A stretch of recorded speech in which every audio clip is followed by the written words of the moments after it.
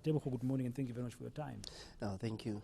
Good morning to the viewers. Let's start there. What do families hope will come out of this report? Well, I mean, it's been a long wait, as said. I mean, the commission, I think, started its work in October in 2012.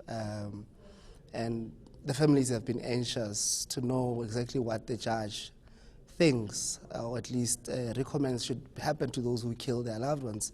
And what they're expecting, really, it's strong findings and recommendations that there be, prosecutions and some liability placed on different stakeholders. Strong findings against who? Strong actions taken against who? Who should be prosecuted? From the family's perspective, are they hoping for closure in the sense of that something will be done against the police who used live ammunition, or the people who gave the orders to use live ammunition? Look, it's a process to say when you talk about closure, but there has been evidence that has been led at the commission which is overwhelming. As you remember, that the police allege that they acted in self-defense, but there are clear-cut cases where, for example, someone is shot at the back of the head. For example, that family would want a recommendation to say that was execution, and the police who fired the gun should be prosecuted. But also, throughout the commission, the families got to understand that obviously it's not just the foot soldiers, but it's also those who gave orders on the day. You'll remember, for example, there were orders to say, on the 16th, bring 4 mortuary trucks. Families would like, the commission to make a comment on that, for example. What about the role of Lonmin, the companies? Are the families hoping that the findings will also make Lonmin take some accountability? Indeed. As you remember, towards the end of the commission, the families had a chance at the commission to give evidence, and most of them, because they became aware that obviously this was not just a police operation, they called a joint operation between Lonmin and the police. And they were very disappointed that Lonmin, at the very least, could have at least done 2 things: engage with the people, or if not interested, fire them, but not to call on the police or assist the police in executing the plan on that day. I mean, minutes were discovered that we submitted that implicate Lonmin directly. So they hope that Falam Commission will also make findings and recommendations to that effect, to cast blame squarely on Lonmin as well. Just from a legal perspective, what should happen now? The report is tabled, is handed to President Jacob Zuma. We hear some calls by organizations like Amnesty International to say it must be publicized, but the Commission says its term of reference does not necessarily say it can be publicized. What should happen next? Indeed, so I mean, I think generally speaking, this country will say what happens after the commissions. The report will go to the president, then he has a leeway to decide what to do with the report. But I think given the special circumstances of this commission, I think it's in the public interest. I mean, we will be writing to the commission as well as the lawyers, because we've been instructed to do so.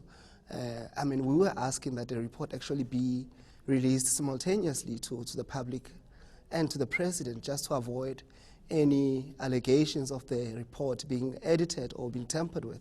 Have you written to the president to request that it should be published simultaneously? We have drafted a letter, and when I left yesterday at the office, we have sent it to different parties because we wanted their support as well. So the letter should have gone out last night, or at least this morning, with the support of other parties in the commission as well. What is this letter that you, as lawyers representing the families of those who died in the Marikana massacre, what is that letter saying to them? What are you asking the president to do? The letter is very simple. We bring out the attention of the president, as he might be aware, of the magnitude and the importance of this commission or the report per se. What we're asking him is can he make special measures and release the report immediately to the public as well? And we're saying alternatively, if he is not inclined to do so, can he at least then give us deadlines as to when we'll expect the report? So those are the 2 options that we're giving him, but obviously we would prefer, our clients would prefer, that the report be released immediately to the public as it goes to the president. So you actually believe, as representatives of the families, that it is also in the general public's interest that the report is published at the same time as it's given to the president? Most definitely. I mean, unless there is a justification, which we can't think of one now as to why it should not be made in public. So one thing that we are instructed to do is that whatever happens, the report has to come out in public. and the sooner the better. I think it will carry more credibility if it was to release as soon as possible. If the president says, no, I'm not releasing the report, what other recourse have you got as lawyers representing the families to make sure that that report gets published? We have clear instructions in that regard, that we have to leave no stone unturned. You know, we'll follow whatever legal recourse we have to take. I mean, clients are already campaigning with the support of Marikana Support Campaign, but legally will consider legal options to compel the president to release it. And I think it's going to be difficult for anyone to argue otherwise, to say in these circumstances it's not in the public interest for the president to hand over the report. Okay, you said that your letter is going to be delivered today. That's what you are hoping? I'm hoping that it went out last night, at the very latest today, yes. Okay.